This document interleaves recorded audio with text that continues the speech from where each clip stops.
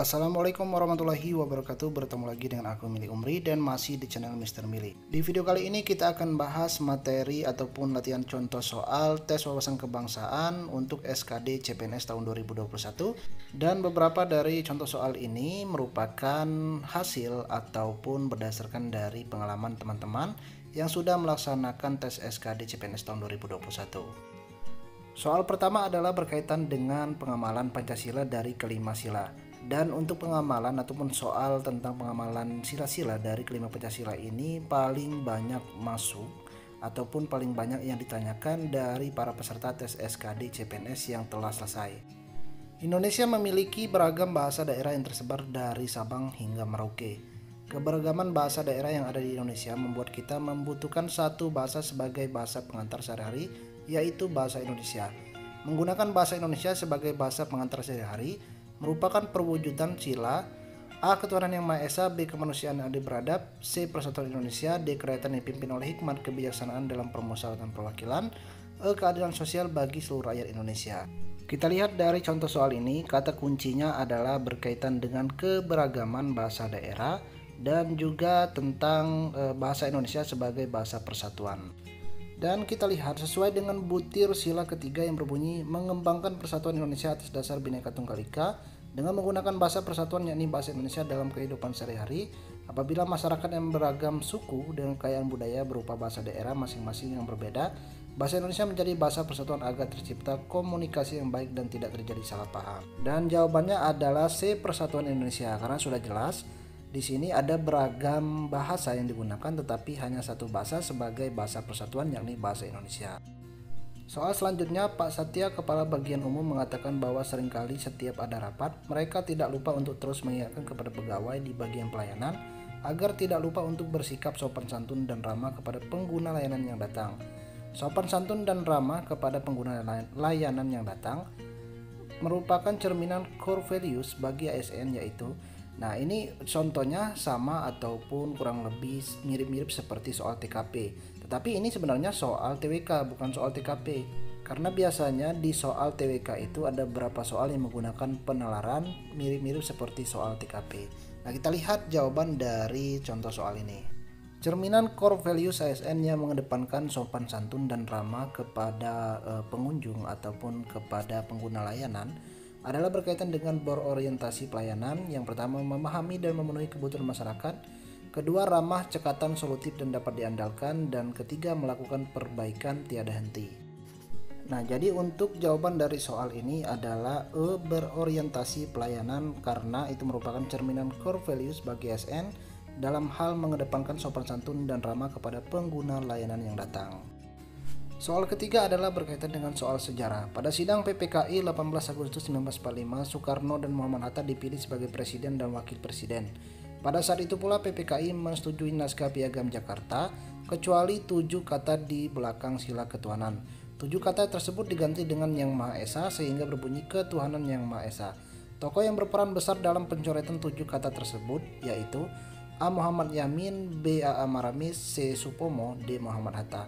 Nah, untuk soal sejarah ini kalian juga harus mempelajari mulai dari sejarah perjuangan, adapun sejarah kerajaan, ataupun masa Orde Baru, Orde Lama, ataupun masa reformasi. Jadi untuk sejarah ini biasanya ada juga dari teman-teman tes SKD CAT itu mendapatkan berkaitan dengan soal-soal sejarah ini.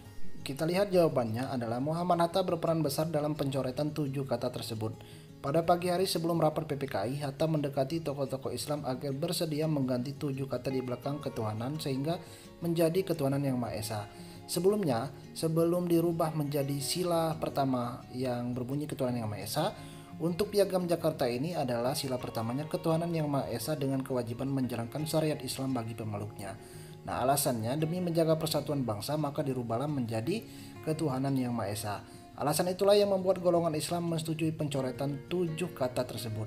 Dan juga seperti kita ketahui bahwasanya di Indonesia tidak hanya memiliki satu agama, tetapi memiliki berbagai agama lainnya yang ada di Indonesia, dan kita sebagai pemeluk agama harus saling hormat menghormati antar agama ataupun agama lainnya. Soal selanjutnya adalah Rio bekerja di lembaga tinggi negara yang salah satu kewajiban dan wewenangnya yaitu wajib memberi putusan atas pendapat Dewan Perwakilan Rakyat mengenai dugaan pelanggaran oleh Presiden dan atau wakil presiden menurut Undang-Undang 1945. Lembaga yang dimaksud adalah A. Mahkamah Agung, B. Mahkamah Konstitusi, C. MPR, D. Komisi Yudisial, dan E. BPK. Nah, ini kata kuncinya adalah Rio yang bekerja di lembaga tinggi negara dan tugasnya adalah memberikan putusan atas pendapat DPR mengenai dugaan pelanggaran oleh presiden ataupun wakil presiden. Nah, Rio ini bekerja di lembaga mana? Apakah Mahkamah Agung, Mahkamah Konstitusi, MPR, Komisi Yudisial, dan BPK? Kita lihat jawabannya. Menurut Undang-Undang Dasar 1945, kewajiban dan wewenang MK atau Mahkamah Konstitusi adalah berwenang mengadili pada tingkat pertama dan terakhir yang putusannya bersifat final untuk menguji undang-undang terhadap Undang-Undang Dasar, memutus sengketa kewenangan lembaga negara yang kewenangannya diberikan oleh Undang-Undang 1945, memutuskan pembubaran partai politik, dan memutuskan perselisihan tentang hasil pemilihan umum. Kedua adalah wajib memberi putusan atas pendapat DPR mengenai dugaan pelanggaran oleh presiden dan atau wakil presiden menurut Undang-Undang 1945. Nah, jawabannya adalah Mahkamah Konstitusi yang memiliki wewenang memberikan putusan atas pendapat DPR mengenai dugaan pelanggaran presiden ataupun wakil presiden. Nah, ini kalian harus juga mempelajari terkait dengan tugas dan wewenang, baik berkaitan dengan tugas wewenang Mahkamah Agung, Mahkamah Konstitusi, tugas wewenang MPR, Komisi Yudisial, dan juga BPK ini. Nah, kalian silakan cari-cari di internet ataupun kalian bisa pelajari, karena biasanya untuk terkait dengan tugas wewenang dari kelima lembaga negara ini ada salah satunya yang masuk ataupun yang diujikan nantinya. Selanjutnya berkaitan dengan hak warga negara, berikut yang bukan merupakan hak warga negara adalah mengembangkan kebudayaan nasional, setia membayar pajak kepada negara, memperoleh jaminan kepemeliharaan dari pemerintah sebagai pekerja miskin, mempertahankan hidup dan kehidupannya sebagai perwujudan hak asasi manusia, dan jaminan memeluk salah satu agama dan pelaksanaan ajaran agamanya masing-masing. Kita lihat apa saja yang menjadi hak warga negara Indonesia. Yang pertama adalah menyatakan diri sebagai warga negara dan penduduk Indonesia atau ingin menjadi warga negara suatu negara. Kedua, kesamaan kedudukan di dalam hukum dan pemerintah. Ketiga, memperoleh pekerjaan dan penghidupan yang layak. Keempat, kemerdekaan berserikat, berkumpul, mengeluarkan pikiran baik lisan maupun tulisan. Kelima, mempertahankan hidup dan kehidupan sebagai perwujudan hak asasi manusia. Keenam, jaminan memeluk salah satu agama dan pelaksanaan ajaran agamanya masing-masing. Ketujuh, ikut serta dalam usaha mempertahankan dan keamanan negara. Ke-8, mendapat pendidikan. Ke-9, mengembangkan kebudayaan nasional. Ke-10, berhak dalam mengembangkan usaha-usaha di bidang ekonomi. Dan ke-11, memperoleh jaminan pemeliharaan dalam pemerintah sebagai fakir miskin. Nah, dari kelima jawaban ini yang bukan merupakan hak warga negara Indonesia adalah jawaban yang B, setia membayar pajak kepada negara. Untuk jawaban yang B ini merupakan kewajiban warga negara Indonesia, jadi bukan hak warga negara Indonesia. Soal selanjutnya adalah pengadilan merupakan lembaga yang independen dan bebas dari intervensi serta tekanan pihak lain. Tempat di mana hukum ditafsirkan dan ditegakkan merupakan salah satu prinsip-prinsip yang harus ada di suatu negara demokrasi, yaitu konstitusionalisme negara dalam dan pemerintah daerah, C. pembuatan hukum, D. peradilan yang independen, dan E. peran kelompok kepentingan. Nah, dari pertanyaan ini kata kuncinya adalah peradilan yang independen atau bebas dari intervensi. Pengadilan memiliki pengaruh yang kuat dalam sistem demokrasi. Pengadilan merupakan tempat di mana hukum ditafsirkan dan ditegakkan. Pengadilan merupakan lembaga yang independen dan bebas dari intervensi serta tekanan dari pihak lain. Ini merupakan prinsip yang harus ada di negara demokrasi, yakni tentang prinsip peradilan dan independen. Jadi jawabannya yang D. Soal selanjutnya adalah berdasarkan pandangan hidup bangsa Indonesia tentang pertahanan negara. Jadi ini soalnya berkaitan dengan pertahanan. Dalam penyelenggaraan pertahanan negara menganut prinsip yaitu bentuk pertahanan negara bersifat semesta, yang berarti A. Bangsa Indonesia cinta perdamaian tetapi lebih cinta kepada kemerdekaan dan kedaulatannya. B. Upaya pertahanan negara merupakan tanggung jawab dan kehormatan setiap warga negara. C. Menentang segala bentuk penjajahan dan menganut politik bebas aktif. D. Melibatkan seluruh rakyat dan segenap sumber daya nasional, sarana dan prasarana nasional, serta seluruh wilayah negara sebagai satu kesatuan pertahanan.